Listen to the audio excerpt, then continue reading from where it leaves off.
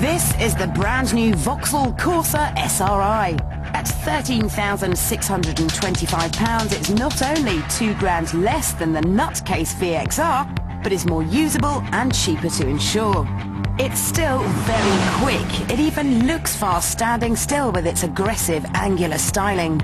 Under the bonnet, there's 148 bhp. Exactly the same as this.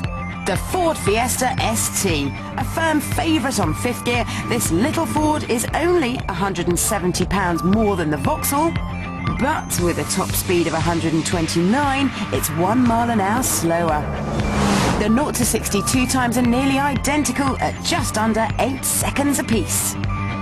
And just to make things interesting, we're going to give away the winner as this week's competition prize. First up, the Ford.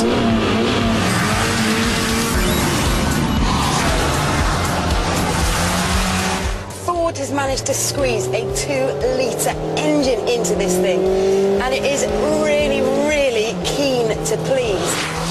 Revs rise up to 6.5 grand, bang, off we go again. There's barely any body roll here. The little front-wheel drive chassis just stays so flat to the tarmac. It is a real joy to sling around this circuit. A few years ago, this car won our Small Car of the Year award. Do we still think it's good? Yes, we do. Would we still recommend it? Yes, we would. But how quick will it be around Anglesey? Start the clock. Hard onto the brakes, down to second. Turn in. Balance the throttle, a bit of understeer. Oh, unwind the lock at the exit. Put the power on, let's go. Climbing up the hill, ready to brake hard into second there. So from 95 miles an hour to something like 25, 30 in the space of about 50 metres. Coming now to the last set of corners. Keep it nice and smooth, nice and tidy. And it crosses the line in 1 minute 32.8. Time for the Vauxhall.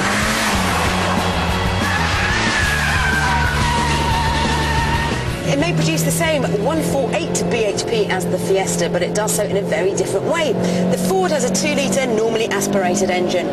This Corsa has a 1.6-litre turbocharged unit.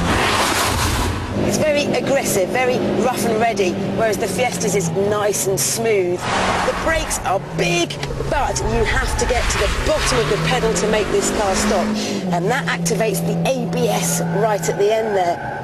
Through the gears, well, the Fiesta gearbox was brilliant compared to this. It's got a longer throw and it's a bit notchy.